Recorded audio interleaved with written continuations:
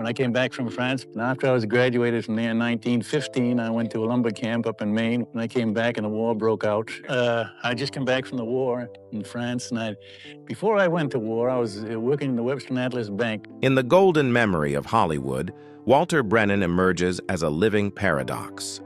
On screen, he was the embodiment of the ordinary American, the crotchety yet kind old man, the loyal sidekick in countless westerns, or the grandfatherly Amos McCoy in The Real McCoys, a role that endeared him to millions of television viewers. With 3 Academy Awards for Best Supporting Actor, a record no male performer has yet surpassed, Brennan is remembered as a master of character acting.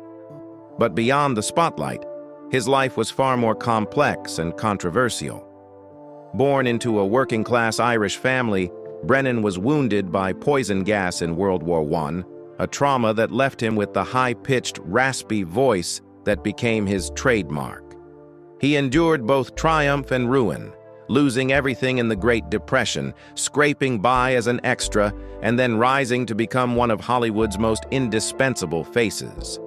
Yet alongside his professional acclaim, he openly supported far-right political causes, opposed the civil rights movement, and was even described by some sources as the meanest man in Hollywood.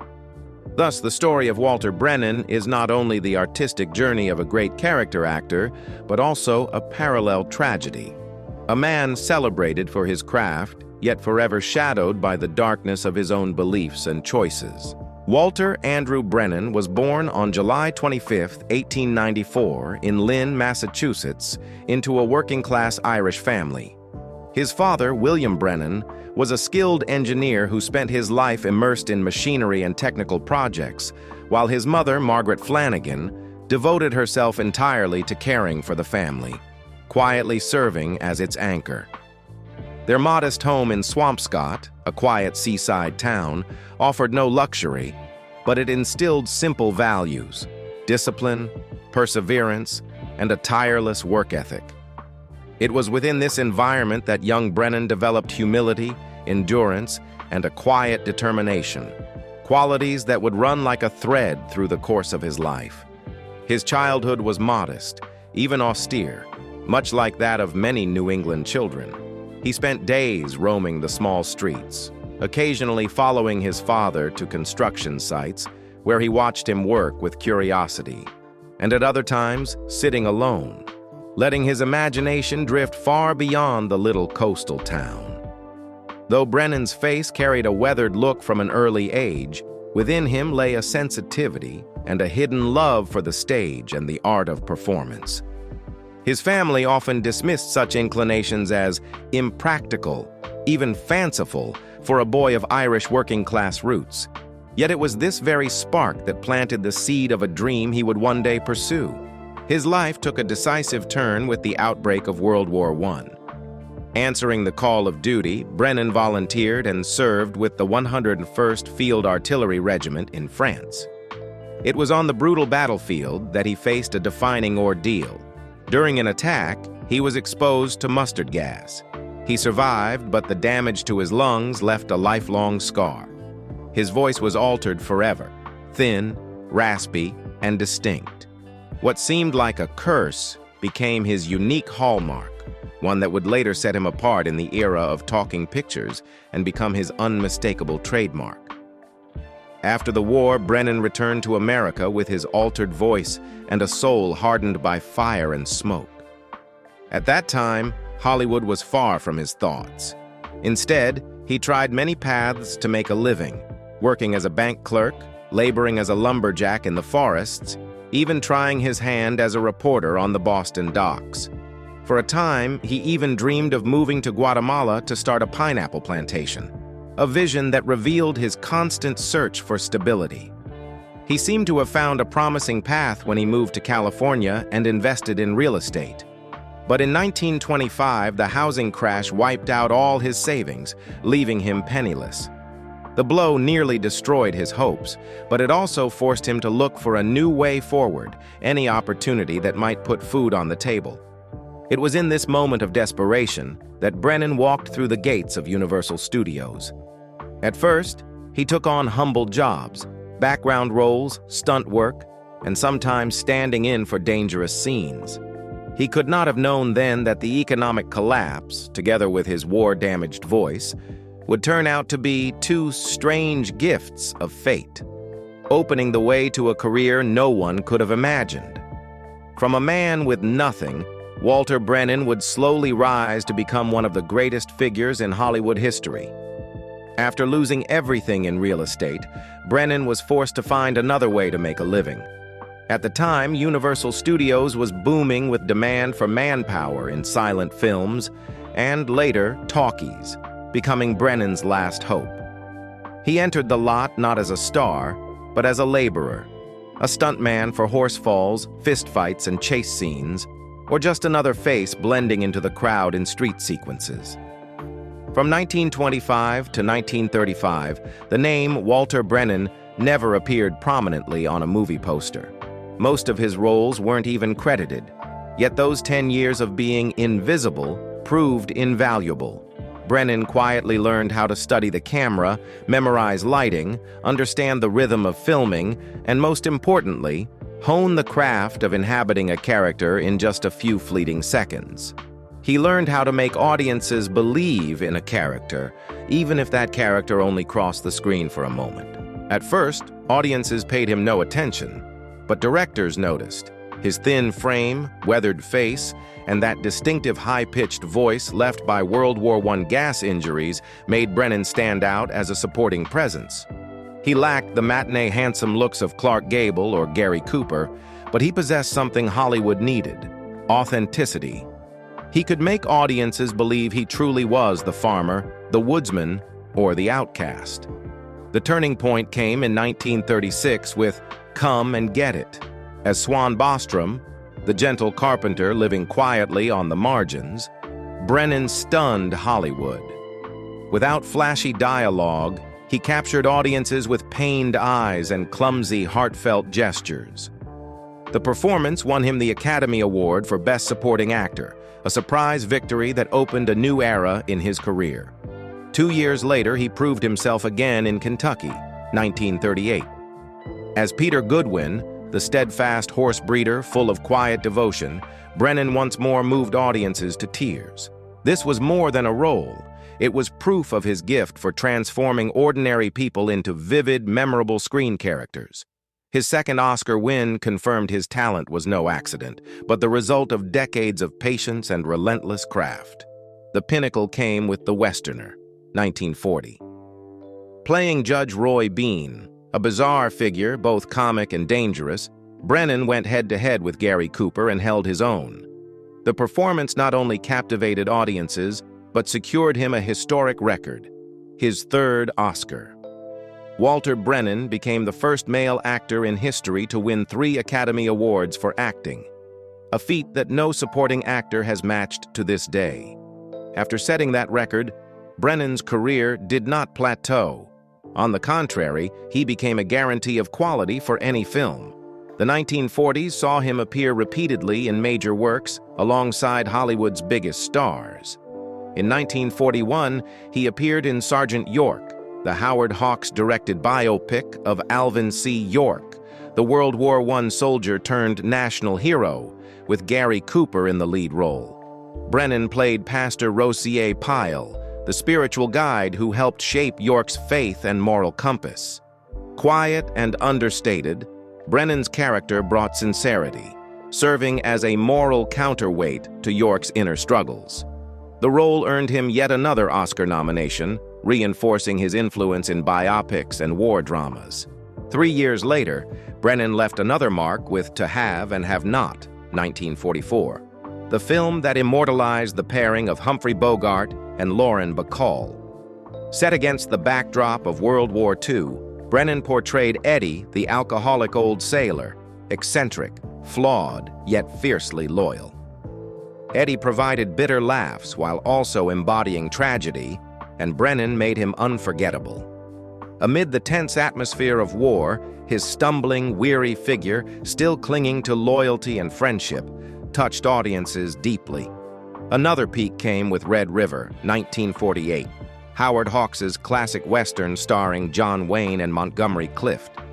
Brennan played Nadine Groot, the trusted old cowhand and loyal companion during the arduous cattle drive across a brutal landscape. While Wayne projected authority and Clift brought youthful vigor, Brennan enriched the film with Groot, a figure embodying wisdom, perseverance, and the steadying hand of an older generation.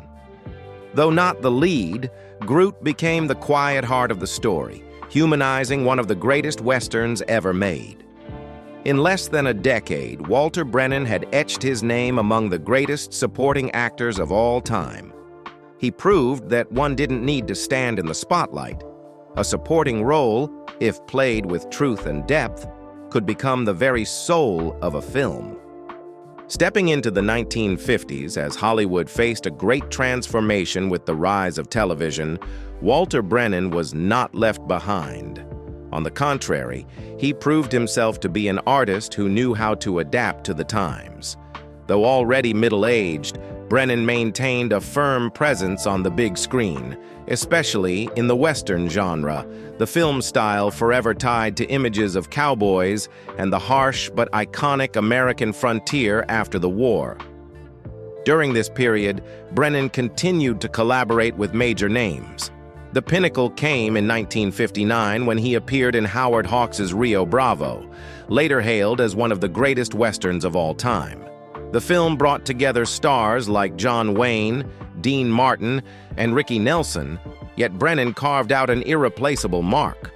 He played Stumpy, the lame-legged old man, cranky and muttering, but underneath deeply loyal and courageous.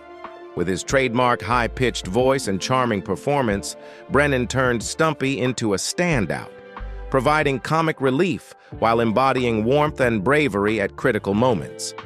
The role not only made him the supporting soul of Rio Bravo, but also cemented his image as Hollywood's lovable, cantankerous old man, the kind of character who made audiences laugh and admire him all at once. Brennan didn't stop at cinema. He swiftly embraced a new field: television. This was a turning point, since at that time many film stars were reluctant to appear on TV, considering it a second-tier stage. But Brennan recognized that television could bring him closer to the public. From 1957 to 1963, he starred as Grandpa Amos McCoy in the sitcom The Real McCoys. With his silver beard, rustic appearance, and the hard-earned life experience drawn from his own past, Brennan transformed into Grandpa Amos, a gruff, stubborn old man, yet full of love and the spiritual anchor of the McCoy family. The Real McCoys quickly became a television phenomenon in America. Amid social upheaval, the series offered audiences simple stories of family, community, and rural life. Values that seemed old-fashioned but evoked the warmth Americans longed for. Grandpa Amos, with his dry yet heartfelt advice, became an iconic figure in popular culture. Each week, millions of American families gathered around the TV to hear Grandpa Amos grumble, then laugh and even tear up at the sincerity of the character. With The Real McCoys, Brennan achieved not only artistic success, but also expanded his influence far beyond the big screen. No longer just a supporting actor in major films, he became the central face of a hit television series. To audiences, Brennan was not just a star. He was like a familiar family member in their own homes. Moving into the 1960s, Walter Brennan, then in his 60s, still demonstrated the endurance and appeal of a veteran artist. While many of his peers began retreating from the spotlight, Brennan remained active on both film and television, ensuring his name never faded from public memory. On the big screen, he appeared in several notable American films of the era. In 1962, Brennan took part in How the West Was Won, the grand epic that recreated the history of the American frontier, featuring a roster of A-list names like James Stewart, Henry Fonda, and John Wayne. Though only one among many faces, Brennan stood out with his natural presence and unmistakable voice. 3 years later, He conveyed warmth and kindness in Disney's Those Callaways, 1965, a family film about love for nature and the dream of protecting wild geese. Once again, Brennan proved he could bring audiences sincerity, trust, and heartfelt emotion. In 1969, he delivered laughs and charm in Support Your Local Sheriff, a comedic western that highlighted his trademark cranky old man persona. The film's success showed that Brennan still held strong entertainment value even in the later years of his career.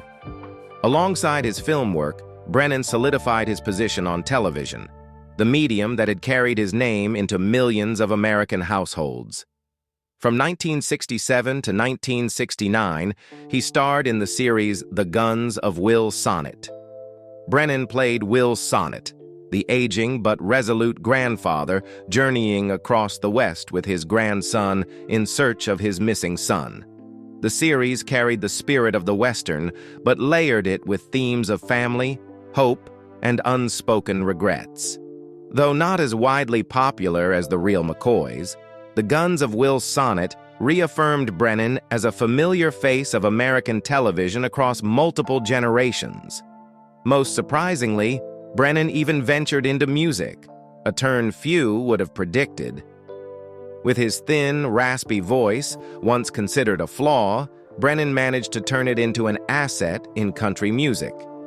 His song, Old Rivers, 1962, became a hit, telling a touching story of friendship between a boy and an old farmer by the river. His singing as storytelling style brought a raw authenticity that touched listeners' hearts.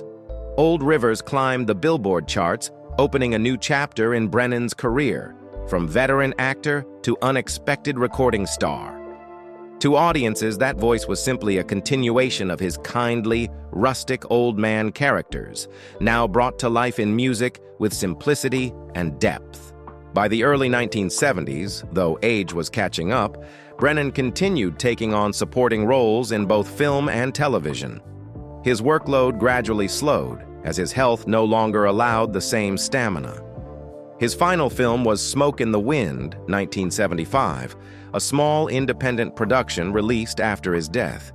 It was a quiet yet meaningful farewell from a legend, a man who had spent half a century in the arts, from the battlefields of World War I, through years of anonymity as an extra, to 3 Academy Awards and even a country hit forever etched in the hearts of audiences. On screen, Walter Brennan often played the cantankerous old man, gruff, quick to anger, but with a heart full of warmth. Off-screen, however, he was a man bound for life to one woman, Ruth Caroline Wells. Their love story began before Brennan ever found fame, when he was still a young man struggling to make ends meet after returning from World War I. Brennan met Ruth Caroline Wells in the early 1920s in Los Angeles at a community gathering arranged by mutual friends. Ruth was gentle, modest, and came from a more well-off family than Brennan. In her, he found steadiness and trust, the very things he craved after years of uncertainty and hardship.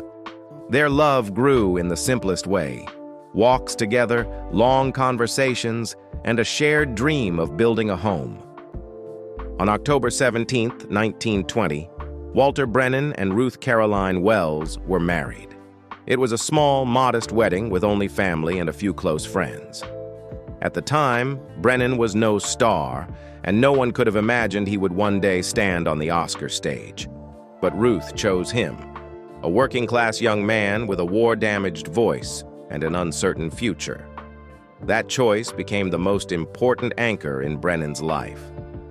Their marriage lasted more than half a century, weathering everything from financial struggles and failed business ventures to Brennan's rise to the pinnacle of Hollywood. They had 3 children together, 1 son and 2 daughters. The Brennan family lived mostly in California, later settling in Ventura County, where Walter established a ranch and enjoyed a rural life. Yet, like many families in the entertainment world, their marriage was not without its strains. As Brennan's career grew busier, he was often away filming movies or television shows. Long absences and relentless schedules left Ruth shouldering the household and raising the children largely on her own. Friends recalled that she endured a great deal of loneliness and pressure, particularly when Brennan became a highly sought-after star. Some accounts within Hollywood circles also suggested that Ruth did not always share her husband's extreme political views. Brennan, deeply conservative, later joined the John Birch Society and frequently expressed controversial, even radical opinions about society and politics. These differences sometimes created quiet tensions in their marriage, though the couple never argued publicly. Many believed it was Ruth's calm, steady nature that helped Brennan maintain balance, preventing his political passions from consuming family life. Unlike many of his Hollywood peers who fell into scandalous divorces, Brennan never left Ruth. Their marriage, though at times tense and weary, endured until the end of his life. For Brennan, Ruth was not just a wife, but a quiet companion, someone who accepted his flaws and extremes to preserve the family. In his final years, as Brennan's health declined and he gradually withdrew from the screen, it was Ruth and their children who stayed by his side. It was then that family, no longer divided by film sets or studio schedules, returned to its truest meaning. By the 1960s, as America seethed with the civil rights movement and the Cold War, Brennan chose to align himself with one of the most controversial sides. He joined the John Birch Society, a far-right organization infamous for its anti-communist, anti-social reform stance and its belief that any change was a threat to the foundations of America. Joining the society was not merely a personal choice. It turned Brennan into a public face of the far-right conservative movement. He appeared at rallies, spoke at forums, and even used radio broadcasts to air his views. In his speeches, Brennan not only condemned communism, but openly opposed the civil rights movement, which sought equal rights for African Americans. Some sources even claim Brennan made racist remarks and celebrated certain tragic events within the civil rights struggle. While the accuracy of such stories remains disputed, they nevertheless contributed to his reputation as a symbol of rigidity and extreme conservatism in the eyes of the American public. His outspoken stance quickly created division. To conservatives, especially the middle class and rural Americans who loved his screen persona as the old man of America, Brennan became a representative figure, a Hollywood star who dared to voice their fears and convictions. But to progressives, intellectuals in urban centers, and Hollywood's more open-minded artists, Brennan became an outcast. Amid the tense atmosphere of McCarthyism and the Cold War, Walter Brennan sank deeper into an obsession with the communist threat. If on screen he brought laughter and warmth, in real life he was consumed by a constant fear.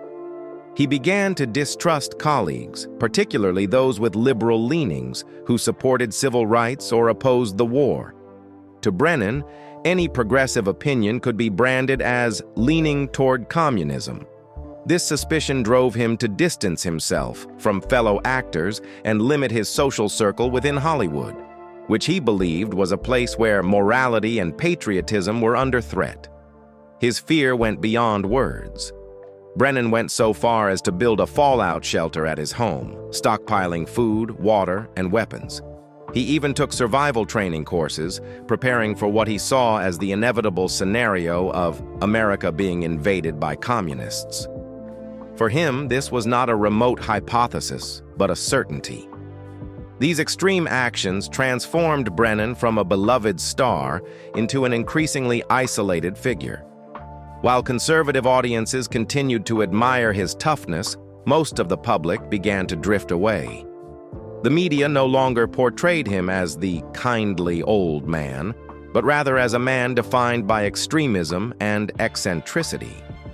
Behind the scenes, rumors circulated that Brennan had even compiled his own list of dangerous actors, people he considered evil because of their ideas or lifestyles that defied traditional American values. According to Hollywood lore, the list included famous names: Henry Fonda, Kirk Douglas, Errol Flynn, Jane and Peter Fonda, Burt Lancaster, Elizabeth Taylor, and even James Stewart, one of the most beloved actors in the nation. Their offenses varied, not rooted in personal grudges, but in Brennan's view of them as symbols of cultural decay and leftist ideology. Henry and Jane Fonda for their vocal support of civil rights and anti-war protests. Kirk Douglas for his provocative decision to hire blacklisted writer Dalton Trumbo for Spartacus, breaking the Hollywood blacklist. Errol Flynn for his debauched lifestyle, and Elizabeth Taylor, in Brennan's eyes, for her public advocacy for LGBT+ rights and AIDS fundraising, proof, he believed, of moral decline. Though never confirmed, this so-called list was repeatedly mentioned by the press and within Hollywood as evidence of Brennan's extremism. It underscored that he was not only an actor of immense talent, but also a man consumed by fear and prejudice, allowing obsession to dominate his private life. While in Hollywood, Walter Brennan grew increasingly notorious for his hardline political statements and his obsession with communism, in another corner of his life, he chose for himself a place of peace. In 1940, at the height of his career, Brennan made a life-changing decision. He spent a large sum to purchase Lightning Creek Ranch, a property of over 12,000 acres in the Wallowa Mountains near the town of Joseph, Oregon. For Brennan, it was not just an investment, but a dream of returning to nature and the land, a place where he could live as a simple American farmer, far from Hollywood's bright lights. Lightning Creek Ranch quickly became Brennan's spiritual refuge. He spent many months of the year there, riding horses, tending livestock, and savoring the tranquility he always longed for. This land helped him find balance after the relentless grind of show business. Brennan also invested deeply in the Joseph community. He built the Indian Lodge Motel, a Western-style inn catering to tourists and curious fans eager to see the town where a Hollywood star owned a ranch. He opened a small movie theater, giving townspeople the chance to enjoy cinema close to home, a luxury for a rural community at the time. He even established a general store, providing essential goods and improving daily life for residents. Through these contributions, Brennan became more than just a film star. He was remembered as a model neighbor, generous, approachable, and tied to the land he chose as his home. Even though his later political views stirred controversy, in Joseph his legacy took on another shade, practical, local, and deeply appreciated. To this day, Joseph's townspeople remember Walter Brennan not only for his screen roles, but for the imprints he left on their community. Lightning Creek Ranch, the Indian Lodge Motel, and the local theater all stand as proof that behind Hollywood's glamour, Brennan was also a man who loved the land, cherished simplicity, and wanted to leave lasting value for those around him. After all the glory and the controversies, Walter Brennan gradually withdrew from Hollywood's spotlight. In his later years, he deliberately stepped away from the whirl of film sets and the political clashes that had tied his name to scandal. He chose instead a quieter life in Ventura County, California, a peaceful place not far from Los Angeles, but distant enough to provide tranquility. There, Brennan devoted more time to his family, especially to his wife Ruth, his companion of more than half a century, and to his children and grandchildren. He also continued to visit his ranch, finding comfort in labor, in nature, and in the silences he had always longed for amid a noisy life. But old age, with its inevitable cruelty, did not spare him. In his final years, Brennan battled empyema, a pleural infection that weakened his body rapidly. His health had already been compromised since the war, when he was gassed in France, and now the old scars, combined with illness, left him frail. Though once a resilient, vigorous man, Brennan could not win his last battle with his own body. On September 21, 1974, Walter Brennan drew his final breath in Oxnard, California, at the age of 80. His passing closed a great chapter of Hollywood's golden age, an era he had both witnessed and embodied. He was laid to rest at San Fernando Mission Cemetery, final home to many Hollywood legends. There, among other great names, Brennan rests in peace, far from the noise that surrounded his life. For audiences, his death marked the end of a career rich in contrasts. A 3-time Oscar winner, holding a record for Best Supporting Actor that no man has broken, a familiar face on American television for decades, but also a figure remembered for divisive, extreme political views. His passing did not erase the complexity of his legacy. Instead, it underscored it. Brennan remained both the lovable, cranky old man of the screen and a man whose beliefs cast long shadows. It is in this tension between glory and darkness that Walter Brennan endures in memory, as one of the most intriguing and elusive figures of classic Hollywood. His death closed a life of both triumph and contradiction, leaving Hollywood with a legacy at once luminous and controversial. Above all, he is still remembered as the first actor in history to win 3 Oscars for Best Supporting Actor, a record that remains unbroken. Brennan's brilliance lay not in playing glamorous stars, but in mastering supporting roles, characters who seemed secondary, yet gave soul to the film.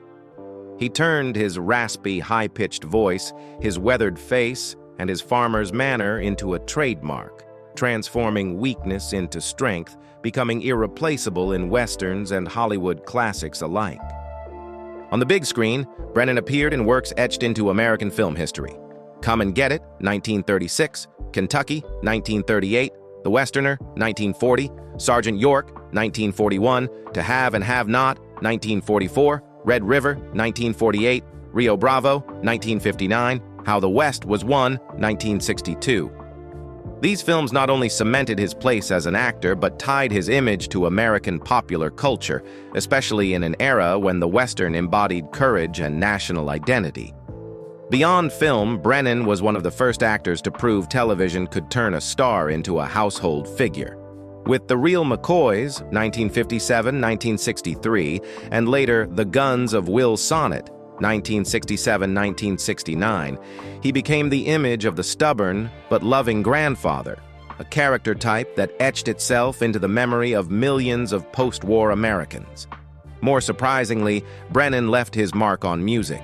His song, Old Rivers, 1962, delivered in a half-sung, half-spoken style, climbed both country and pop charts, proving that a veteran actor could still touch hearts through music.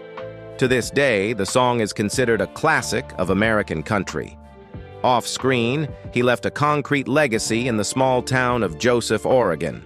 Lightning Creek Ranch, the Indian Lodge Motel, the local movie theater, and the general store he built turned Brennan into a real part of the community. A model neighbor, not just a distant star. In Joseph, his legacy was not politics, but practical, enduring contributions. Still, his political extremism, joining the John Birch Society, opposing civil rights, obsessing over communism, and allegedly keeping a blacklist of colleagues, colored his reputation. For conservatives, he was a voice for traditional American values. For progressives, he was evidence of Hollywood's far-right dark side. Today, when Brennan's name arises, scholars of film and culture place him within a complex frame, a master of supporting roles, a screen icon, a surprising musical presence, but also a divisive man defined by his politics. That very contradiction is what keeps his name alive. It reflects the complexity of 20th century America, where art, politics, and life were forever intertwined. Perhaps what remains most memorable about Walter Brennan lies not only in the roles that brought him glory, but in the way he ended his life. One can still picture the old man with the raspy voice, leaving the film set to return to his Oregon ranch, quietly riding across fields or sitting on the porch watching the sun set behind distant mountains. There, Brennan was no longer Hollywood's star, just an old man seeking peace in his final days. He was never a symbol of perfection. Brennan stands as proof that every human being carries dualities, light and shadow, talent and prejudice. Yet it may be precisely this complexity that keeps his story alive, inviting reflection on the line between artist and man, between the screen and real life. And so the question remains for you. When you look back at Walter Brennan, do you see him as a master of the craft or as a mirror reflecting America's unresolved contradictions? Share your thoughts in the comments below, and don't forget to subscribe to our channel as we continue uncovering the stories behind Hollywood's legends.